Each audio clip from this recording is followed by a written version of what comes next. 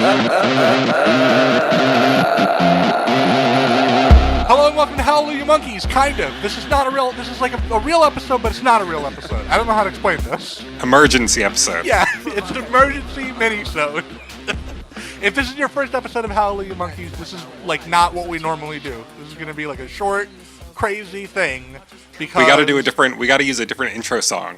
Yeah, I don't even know what we're going to use, dude. There's so much music that we could potentially use because... It'll be great. We'll figure it out. Okay, here's what's happening. Just now, minutes ago, Trevor Ickrath listened to Humanz for the very first time. I'm freaking out! And I listened to it for the very second time. And now we're on the mic. We have no idea what the other person is thinking. We're just going to do it live. Fuck it, we'll do it live. That's what we're doing. We'll do it live. Trevor, before we even get started, I want to ask you something. Go ahead. Earlier tonight, you said, I want to confide something in you. Yes. That you were afraid. Yes. That you would hate the new Gorillaz album. Yes. So tell me a little bit about your headspace going into listen number 1 of Humanz. I don't know why I was so skeptical. I think more skeptical. I was just afraid of not liking it because, we get a Gorillaz album like once a decade now. And what if it's bad? And what if this was the one I didn't like? I just lost 7 years. So let's headline it right now. Does Trevor Ickrath hate the new Gorillaz album? No, he does not. He thinks it's a perfect record. It's so good, man. It's so good. It's a perfect album. I don't know how Damon Albarn did it. It's so perfectly sequenced. Like, the sequencing is impeccable. I can't believe it. Dude, I cried this time the same place that I cried in that park in Houston the first time. Like, I'm emotional right now thinking about it, dude. Wait, hang on. I'm looking through my notes to find where I wrote the exact words, "I'm not crying."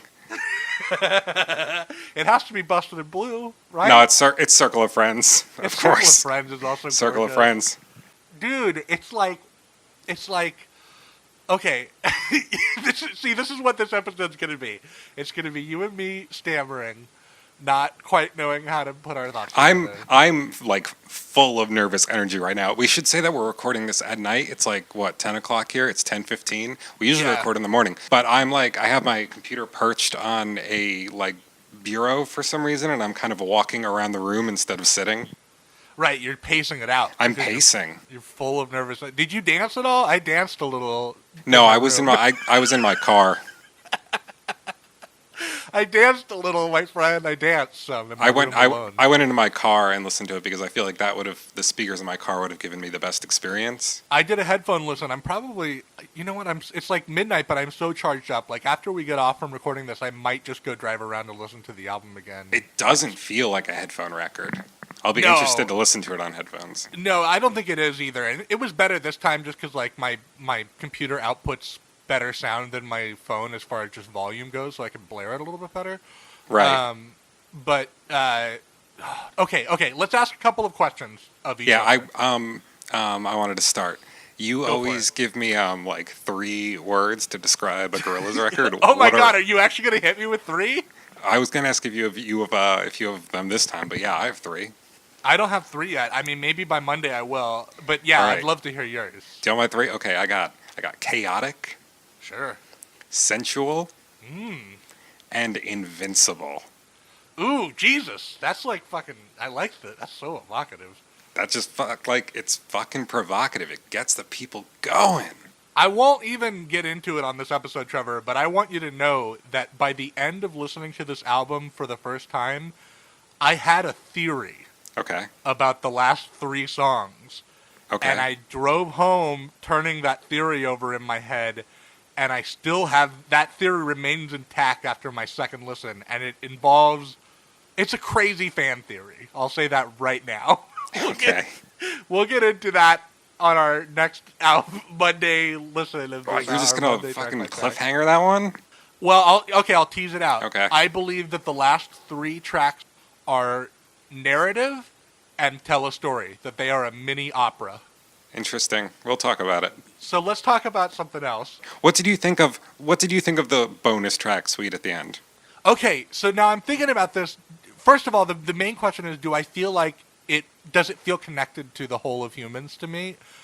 And I think, yeah, I definitely think it does. I think it's maybe they're a little bit less consistent than the album tracks, just in terms of like feeling not quite as fleshed out as far as the arrangements go.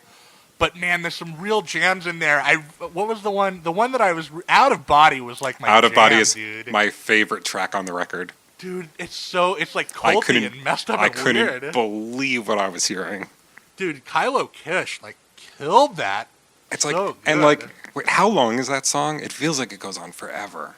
It's like the same as the first one, the first three. It's like 3 minutes and 45 seconds or something. God, it feels like a marathon. And then Damon finally shows up at like the last second.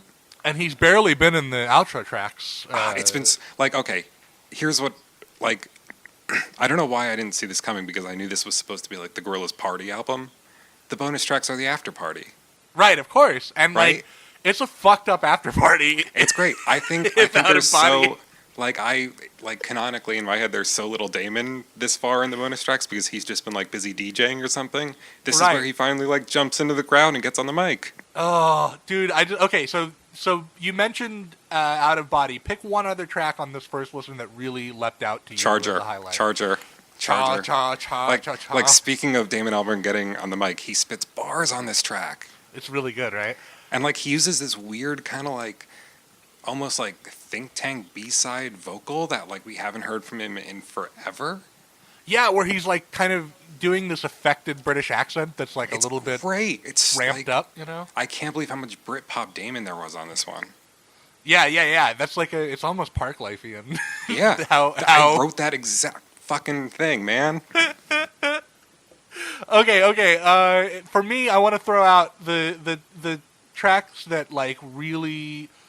Top five. Give me a top five. Do you have a top five? Yes, I do. Top five. Moments is what is on my top five. I think that it's the De La Soul Tour de Force. It made me laugh out loud both times I heard it. It's so fucking weird and so joyous. I think it's the weirdest Gorillaz album cut. It is a wonderful third entry in the trilogy of the De La Soul Gorillaz partnership. Absolutely agree. Maybe my favorite De La Soul feature. I love it so much. I love Submission like crazy. That one was really good. Not one of my favorites, but Kalela, really good. Her vocal performance was great. When she goes up into her higher register, but I hope you'll see, that's like it gives me chills. It just like makes me so emotional feeling. And then Busted in Blue cried both times I heard the song on this album. Both times. I listened to the leak of this one like exactly once, and I completely forgot about what it sounded like. I remembered it being like vaguely Broken-esque. Right. But like, Jesus Christ, this finished version with like the female backing vocals behind Damon. Like, yeah. Holy shit. So good. And then She's My Caller. Absolutely top five for me right now.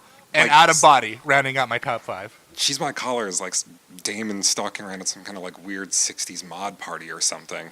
Dude, I love that song. I love that really weird Kali Uchis feature. Like she sounds like she keeps slipping off the tune a little bit in this really interesting way, and like I don't know, man, that's a super cool song. I think this is by far like the most playful Gorillaz album. Oh yeah, like this and maybe it does have a little bit of a Plastic Beach energy in that way, where it feels like there are multiple visions going into this thing, you know? See, I think I do not like I don't know, I don't get a lot of the bad vibes I got from Plastic Beach on this one. Like when I think of Plastic Beach, I think of almost being like weird, like feverishly sick and kind of tired. Whereas this one is like I think there's some of that on this record for sure. I don't know, this one feels so much more like fucking alive. Like, you know, it's exactly what we were told it's going to be. Yep. Absolutely. Like, yeah. Bacchanalian cry at the end of the world, you know? I wrote in my notes here that this album is the party Damon had a breakdown at in Dare back in 2005, but from a different perspective or something. Can we just really quick mention how fucking perfect Vince Staples did summarizing this entire album in one song? It was really, yeah. I like listening back. I haven't listened to Ascension in actually a while, but like it is a really fucking good song. It's a really good opener. It's so Such a good opener. It's like a real mission statement of a song, isn't it? Okay, what about let's just talk about it. First listen, were there one or two tracks that seemed like they were low points or slow points or something that didn't grab you your first time through? I wasn't like super in love with Submission. Like I liked it. Sure. Just didn't wasn't super grabbed by it. The only other one besides that I think was Halfway to the Halfway House. That was the other Peven Everett song. Was he saying a cherryade fountain? Yes, I liked that part. It really takes off by the end, but it's just a little too slow of a build for me. I'm sure it will really, really grow on me, though. It's a great song. Yeah, it seems like a grower. It definitely does kind of break the momentum that's been building at that point. Know what song I actually really loved on this listen through? Yeah. We Got the Power? Right? Doesn't it kind of pick you up a little bit after that Hallelujah Money finisher? It was the perfect ending to the first, the proper album. And I think something that really has helped me appreciate it was that Damon Albarn and Noel Gallagher interview that you From shared the with Vulture. me. Yeah, the Vulture. We'll have to talk article. about that more on our Monday episode because it's great and every Gorillaz fan should know about it. But Absolutely. yeah, I really fucking love this as an ending to this album. Oh my god, dude! There's a fourth, or I suppose fifth, if you're one of those people, Gorillaz album, and it's amazing. It's like I want to say it's like the best Gorillaz album. It feels like it has a strong number 2 contender vibe for me. I got to live with these songs. You know? Yeah. I got to live with these songs.